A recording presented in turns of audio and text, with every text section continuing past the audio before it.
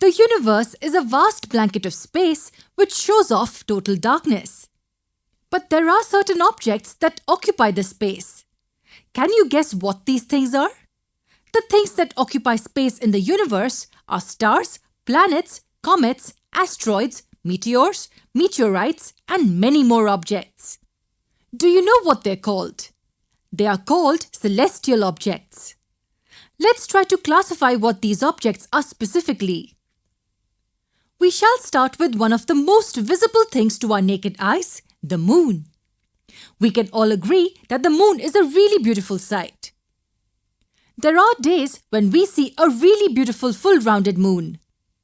But when days pass, we suddenly see the moon being slowly accumulated by darkness until one day we cannot see it at all in the night. How is this happening? First thing you need to understand is that the moon does not produce any light of its own. Wait, if it does not produce any light of its own, then how come it appears so bright to our naked eyes? Where does it get its light from in this case? If your answer is the sunlight, you are absolutely correct.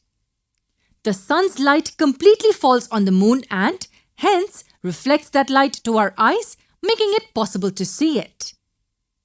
Now let's investigate the appearance and disappearance of the moon in the night. But before we start our investigation, an important clue is given to us. The clue is that the moon orbits around the Earth.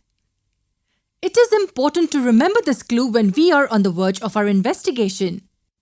Now, let's start. The Earth is between the moon and the sun. Let's assume we are in the position of the Earth, where we are able to see the moon on a full scale in the night. This phase of the moon is called a full moon. It's because the full side of the moon facing the Earth gets sunlight. Now it makes a half quarter of a revolution. Here, the light from the sun to the moon is decreasing. So we see half a moon here.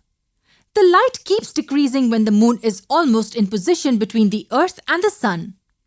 Now, when it completes half an orbit, we cannot see it at all. This is because the size of the moon facing the Earth does not get sunlight. This phase of the moon is called the new moon. Now, after the new moon, the moon makes another quarter half of a revolution, where a portion of it appears to our eyes. This is again due to the moon being at a certain angle where the sun is able to produce light on that part. The moon orbits on the other half of the Earth, making it one full circle around the Earth and where it will become a full moon again. The time taken for a full moon to change into a new moon is around 15 days, and it takes another 15 days approximately for a new moon to change into a full moon again. So the period between one full moon and another full moon is roughly 29 days, making that a month.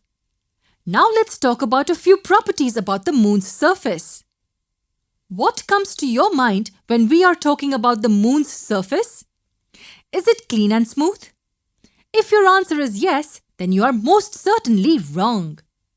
It has a really dusty and barren surface.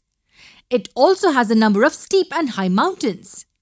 We can safely say these mountains are as high as the mountains we have on our Earth. It also has a considerable number of craters of different sizes. And last but not least, it has no atmosphere. Since the moon has no atmosphere, there is no oxygen, no water, and no sound. If a meteor crashes on the moon, you won't be able to hear the crash as it has no atmosphere, hence lack of sound.